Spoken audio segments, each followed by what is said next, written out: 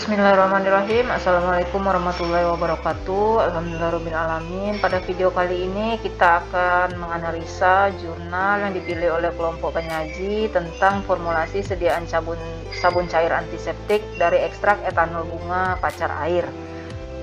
Selain dilakukan formulasi, juga pada jurnal ini dilakukan uji aktivitasnya terhadap bakteri. Jadi sabun cairnya di sini adalah sebagai antiseptik. Untuk membuktikan dia sebagai antiseptik, dilakukan evaluasi terhadap bakteri Staphylococcus aureus secara in vitro.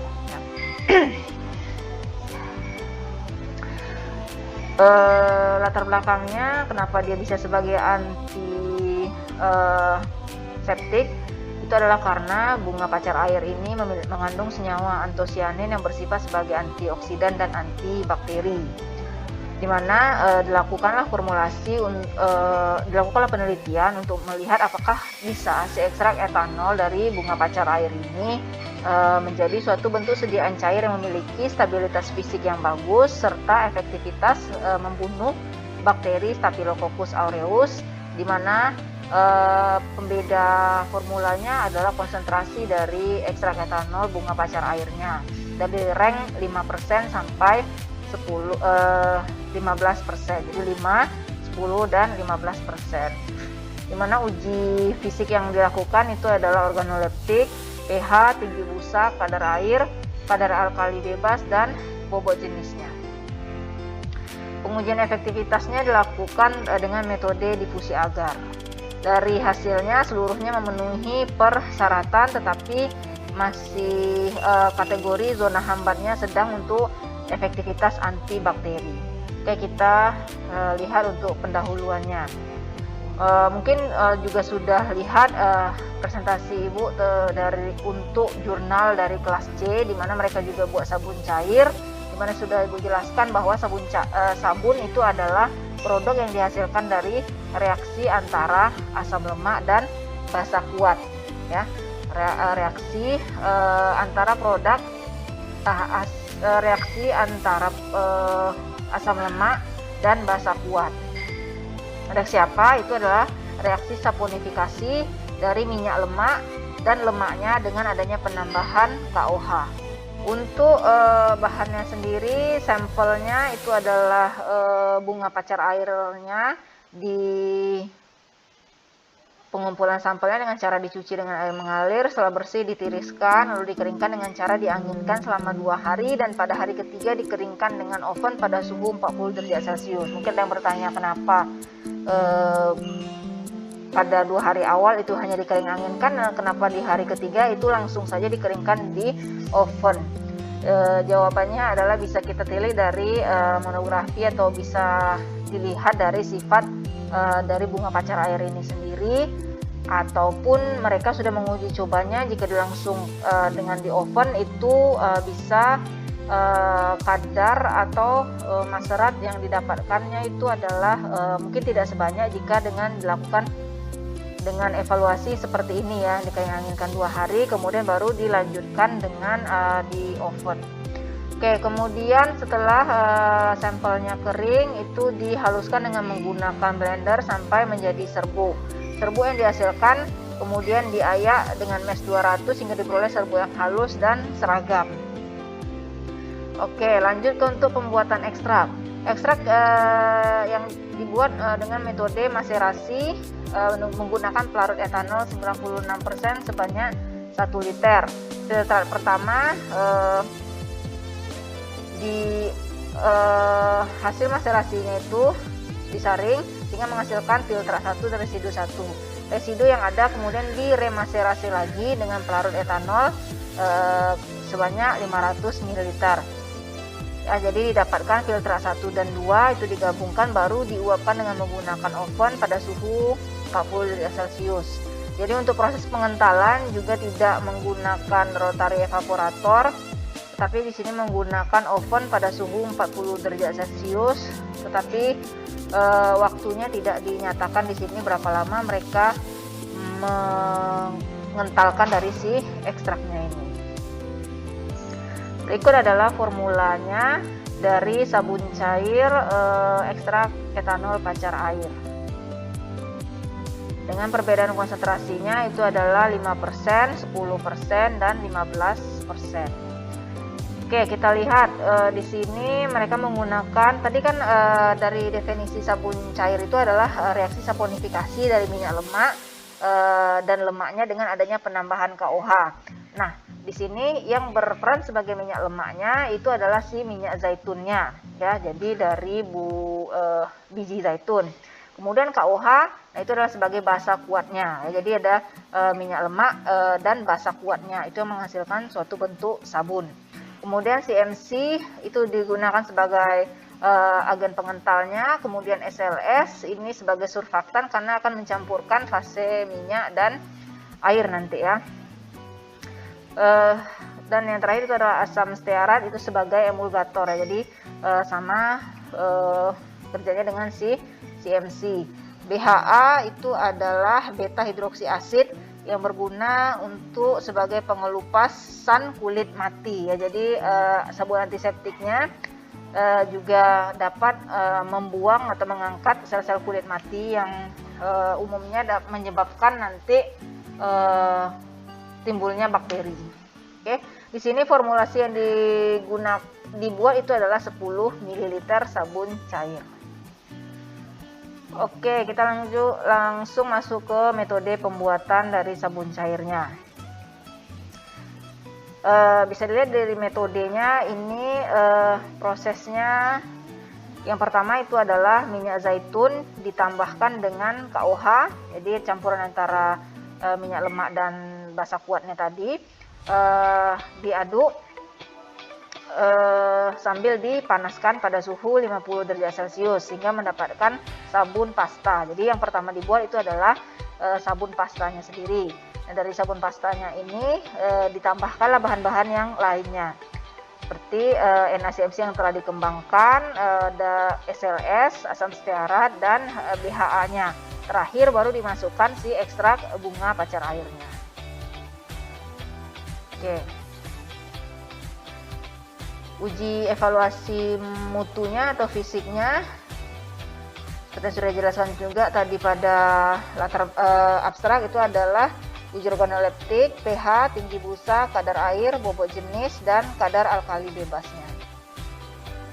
Oke, hasil dan pembahasan. Jadi diulang lagi, sabun itu dihasilkan dari reaksi antara asam lemak dan basa kuatnya. Berarti di sini asam lemaknya adalah si minyak zaitun dan basa kuatnya adalah si KOH. Oke, dari hasil uji organoleptiknya didapatkan sabun cair yang konsistensinya cair, baunya itu khas oleum rose karena dia digunakan di sini ada pengaroma oleum rose-nya. Dan sabunnya itu berwarna coklat, ya, berarti dari si ekstrak daun pacar airnya tadi yang memberikan warna coklat pada sediaan ujinya. Lanjut kita ke uji pH. Berdasarkan SNI, pH sabun cair yang masih diperbolehkan itu adalah di antara range 8 sampai 11. Jadi agak ke arah basa, ya, untuk pH sabun cair karena kalau terlalu tinggi lagi itu dapat menyebabkan nanti mudah terkelupasnya dari si kulitnya. Untuk hasilnya dapat dilihat di sini, basisnya saja itu sudah oke, ya. Jadi untuk si basis sabun tanpa si ekstrak itu sudah 8, konsentrasi 5, 8,2, 10, 8,3, 15 itu 9,4. Nah, jadi semakin tinggi konsentrasi ekstrak itu dapat menyebabkan semakin tingginya dari pH sediaan. Artinya apa? Di sini data si ekstraknya saja tidak dijelaskan berapa pH-nya, ya. Artinya mungkin di si ekstraknya saja dia sudah tinggi, kemudian komposisi dari formulasi sabun cair itu juga pH-nya ke arah tinggi. Jadi akan bertambah naiklah dari si pH gabungan antara zat aktif dan formulanya, ya. Oke, lanjut ke pengujian tinggi busa. Pengujian tinggi busa bertujuan untuk melihat seberapa banyak busa yang dihasilkan. Sabun dengan busa yang berlebihan dapat menyebabkan iritasi kulit karena penggunaan bahan pembusa yang terlalu banyak, ya. Jadi bahan pembusanya itu di sini adalah si KOH-nya tadi, ya, ada si SLS-nya juga, ya. Itu akan menyebabkan timbulnya busa. Berdasarkan SNI, syarat tinggi busa cair yang ideal itu adalah di antara 13 sampai 220 mm ya, atau sekitar 22 cm ya. 1,3 sampai di 22 cm.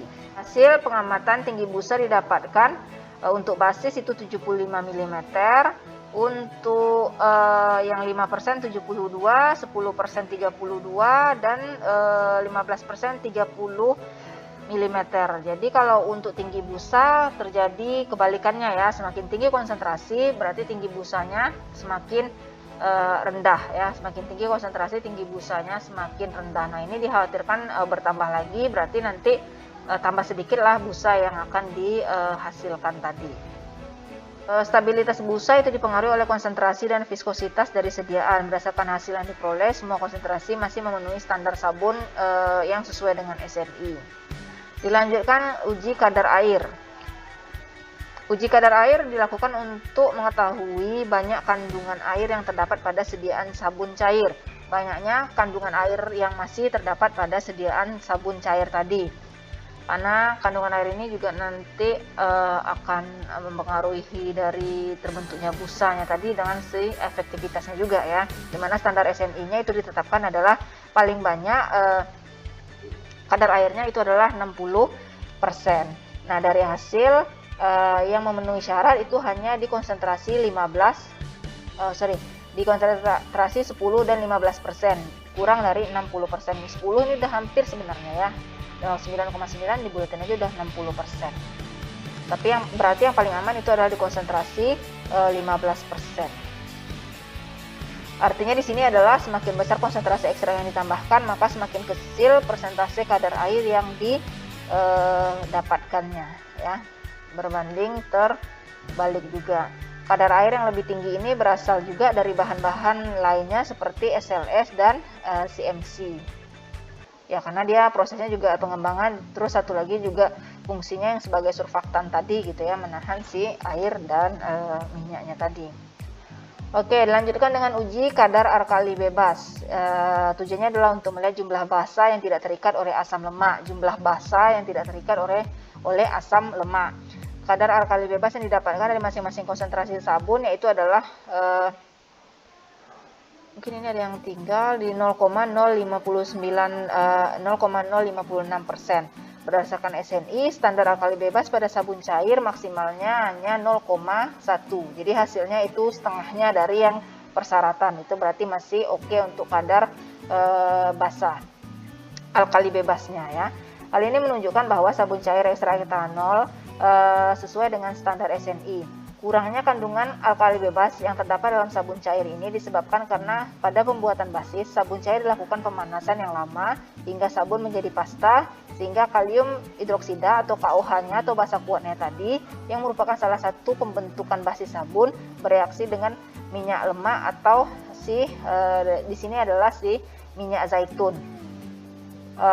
Seperti diulang lagi untuk definisinya, itu adalah reaksi saponifikasi atau reaksi penyabunan, di mana juga dapat merupakan indikator untuk mengurangi jumlah alkali bebasnya ya. Ya, selanjutnya adalah pengujian bobot jenis. Dilakukan untuk mengetahui pengaruh bahan-bahan yang digunakan dalam formulasi sabun cair terhadap bobot jenis sabun yang dihasilkan. Tujuannya adalah untuk melihat kekentalan. Jadi pada evaluasi fisik mereka tidak melakukan uji viskositas, jadi patokannya hanya di bobot jenis ya. Bobot jenis itu berkaitan sama viskositas. Semakin tinggi bobot jenis maka viskositasnya juga akan semakin besar, dimana standarnya itu adalah di antara range 1,01 sampai 1,1 gram per mili, atau artinya di sini mengikut atau mendekati dengan pH air, karena di sini digunakan Aquades sebagai pembandingnya pada saat pengujian menggunakan pignometer. Oke, fisik sudah selesai, dilanjutkan dengan uji efektivitas antibakterinya ya, menggunakan metode difusi agar, dan didapatkan itu adalah seluruh formula dalam kategori sedang ya, 5,3, 6,1 dan 6,6 mm. Dan ternyata di sini basis sabun sendiri itu memiliki diameter hambat. Jadi basis tanpa si ekstrak daun pacar air itu sudah juga memiliki aktivitas sebagai antibakteri dengan rata-ratanya itu adalah 1,6 mm. Artinya si yang formulasi ini tambahan dari si ekstraknya ya. Jadi memang agak kecil untuk soalnya di latar belakang tidak dituliskan penelitian terdahulunya itu berapa milimeter diameter hambat dari ekstraknya saja untuk sebagai antibakteri. Seharusnya itu perlu ditelaah atau diketahui lebih dalam karena akan menjadi rujukan untuk jika akan diformulasikan ya.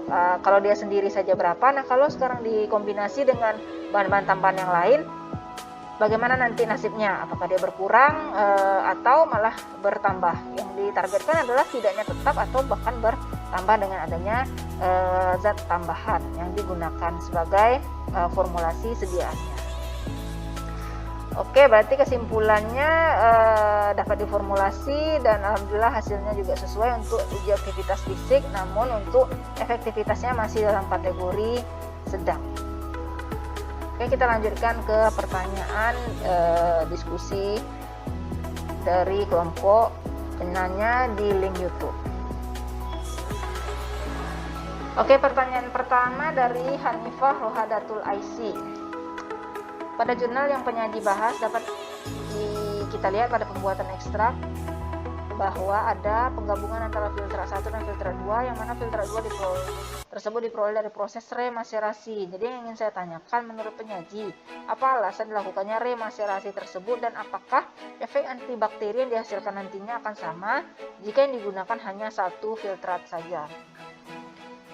Oke, terima kasih untuk Hanifah. Jadi proses untuk mendapatkan ekstraknya itu adalah yang pertama maserasi. Setelah didapatkan filter dari residu, nah si residunya itu dilakukan remaserasi kembali ya. Tujuannya proses ekstraksi itu adalah proses untuk penarikan ya. Jadi diharapkan senyawa-senyawa flavonoid siapa tadi si antosianinnya itu dapat banyak tertarik. Diharapkan dengan pengulangan pertama plus residunya diulang kembali itu lebih banyak metabolit yang tertariknya tadi gitu ya. Jadi tujuannya adalah agar totalan dari si filter pertama hasil maseratnya itu dapat betul-betul menyerap sebanyak mungkin senyawa metaboliknya tadi. Maka dilakukan adalah proses remaserasi tapi untuk si residunya. Untuk hasil antibakterinya tentu yang diharapkan dengan proses adanya pengulangan remaserasi ini akan didapatkan lebih banyak lagi senyawa metaboliknya sehingga diharapkan antibakterinya juga akan semakin tinggi untuk hasil diameter hambatnya. Oke, terima kasih Hanifah atas pertanyaannya. Pertanyaan terakhir dari Wulan Desmar Utari untuk pertanyaan kenapa pelarutnya dengan pelarut yang sama. Nah, ini juga mungkin sama dengan kelompok kelas B ya. Kenapa tidak konsentrasi yang lebih tingginya tadi ya? Atau di sini kenapa pelarutnya sama saja konsentrasinya tidak lebih tinggi tadi? Juga untuk sifat fisik dari si ekstraknya sendiri ya. Kemudian sifat fisiknya, kemudian nanti hasilan dari metabolit sekundernya tadi gitu. Atau mungkin alasan-alasan tertentu yang sebelumnya sudah dilakukan percobaan mungkin oleh si penguji sehingga didapatkanlah coba diulang lagi pada konsentrasi yang sama, atau hanya untuk mereka tidak mau diganggu atau hanya ingin mencoba saja dulu dengan pelarut yang sama digunakan maserasi dan remaserasi itu targetnya adalah didapatkan semakin banyak senyawa metabolit yang diinginkan.